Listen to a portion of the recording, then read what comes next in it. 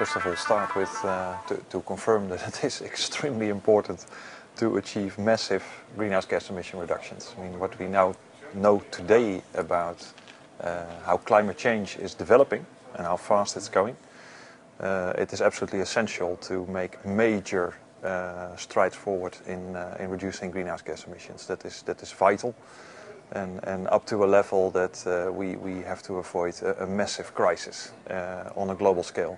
A pesar del debate que hay alrededor de qué tanto se debe al incremento de CO2, el incremento en la temperatura del planeta, digamos que uno puede dar por contado que está aumentando la temperatura, independiente de cuál es la causa. The whole climate change problem, as we understand it today, is probably the most dangerous thing mankind has ever done with the planet. But this may sound over dramatic, but it's difficult to find other words. It's the first time that human beings as a species are able to influence the environment on the whole planet in one kind of mechanism, so to say.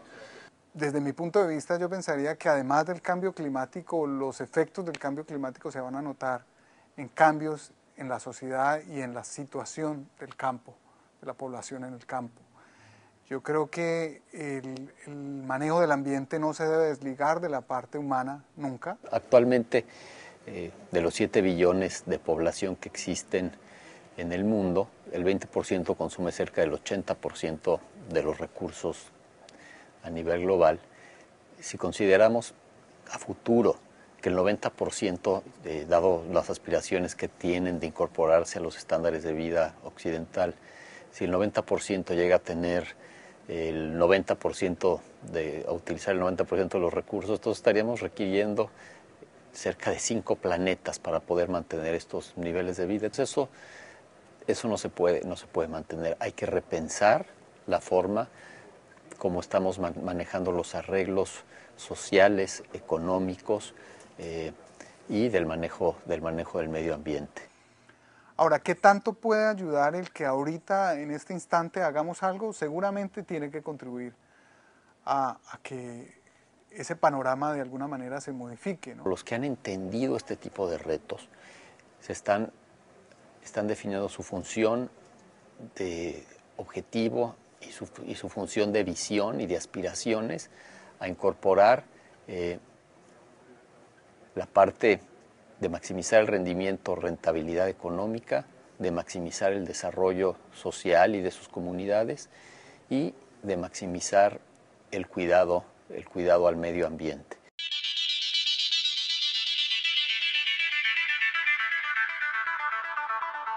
So the CDM projects are actually made to reduce the greenhouse gases, which is a very good signal for throughout the world. Bueno, esos mecanismos de desarrollo limpio es una herramienta que está disponible desde hace 3 o 4 años después de la ratificación del protocolo de Kioto, que permite recibir incentivos, recibir dineros por venta de certificados de carbono cuando uno está, de hecho, mitigando el efecto invernadero, o sea, captando gas de invernadero.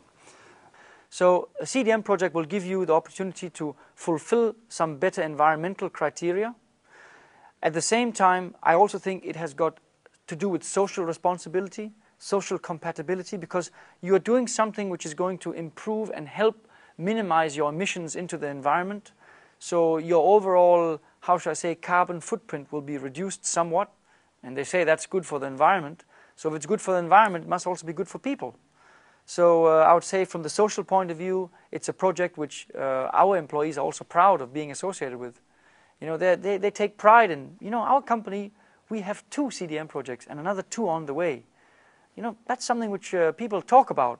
And then also in terms of the economic viability, I think if you can take your waste and turn it into something where you can get a bit of income, then, you know, it's not just an expenditure. It's an expenditure with a little return coming this way. So that's also a positive thing in terms of the economic viability. Most of the CDM projects make sense. And if it comes to palm oil, it is one of the most important issues towards saving greenhouse gas emissions due to palm oil processing. And if we look at the whole life cycle of the CO2 balances, it improves the CO2 benefit of palm oil a lot. Ahora, en términos de oportunidades, en términos de costos, es muy importante considerar qué tipo de eficiencias se pueden lograr.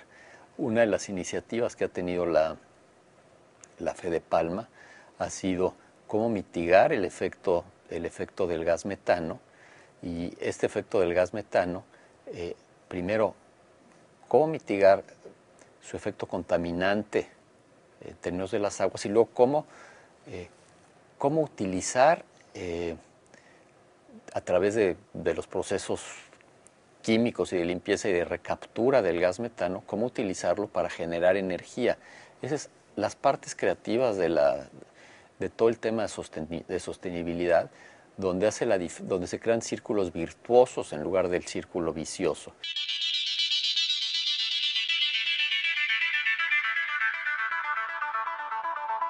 One thing I think which is important is that to some extent you have no choice about trying to capture the methane, because, as you know very well, in places like the EU, but in the US and probably eventually in even more countries, they are raising the threshold, the criteria you need to satisfy in order to be eligible for any government assistance in the consumption of biofuels in these other countries. So the EU regulations for the use of biodiesel are set at a level where palm oil, if it does not have these projects, will not be able to satisfy the EU governments that you have achieved enough of a CO2 reduction for them to agree to give the tax incentives for biodiesel.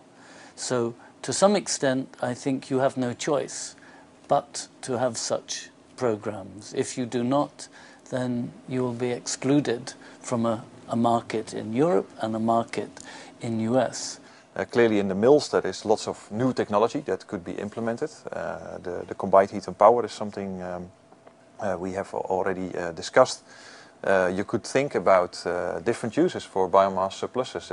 The mills could literally become a net supplier of additional biofuels for other sectors. Maybe it could be pellets from the residues, which is a strongly growing market for biomass. So it's a residue that you use, but also the efficiency in the plantation, increasing the yield. So producing more palm oil, but maybe also energy from the same amount of land, is a very important measure. Basically, you could look at the sector not only as a producer of a commodity for food products and for pharmaceuticals, but also as a future energy supplier, and thus contributing to solving the problem. Entonces el gran mensaje es que hay una gran oportunidad vista como negocio y además vista en sentidos sociales de toda la comunidad que llegue a participar en este sector. Y si la aspiración es llegar a ser uno de los primeros productores a nivel mundial,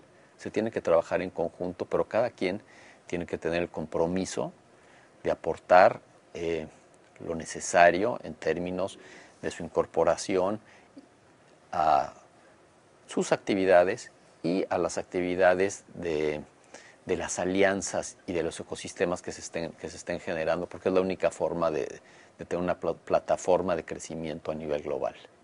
I'm sure that if the mills choose the right technology, they cannot help but be very satisfied. They will be very pleased, as we have been, by the knowledge that they are stopping the emission of these greenhouse gases. There is a very good chance that they will also be economically rewarded. So it's not just that we want to do things that are good for the environment, we're also doing good things for our shareholders. The reality is that palm oil internationally does not always have a good image. I mean, this is not necessarily fair, but that is what campaigners in other countries say. And one of the things they identify as being a problem with palm oil is methane, CH4 emissions. And this is highlighted as one of the disadvantages of palm. But it does not have to be a disadvantage. I mean, first of all, one can answer those criticisms by capturing it. But what is nice, attractive about projects to capture the methane is that you actually don't just need to burn it and waste it. Looking ahead, more and more of the electric power in countries will have to come from these kinds of renewable sources.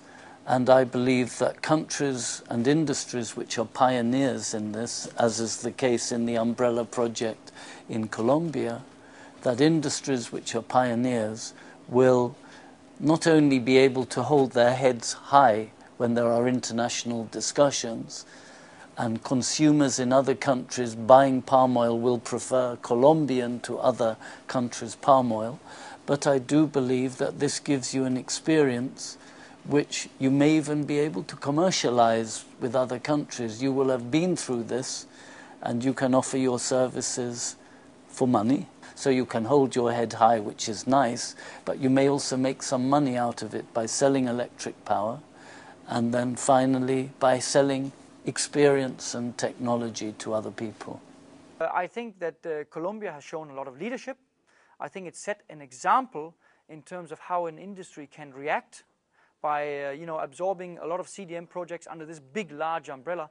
Which other country, which other industry do you have 80% of the producers coming forward and saying they want to join up to this? It's going to be tough.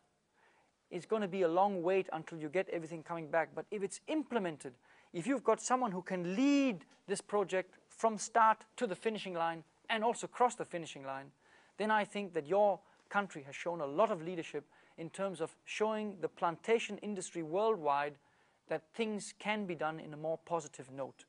And I think that's a noble thing to do.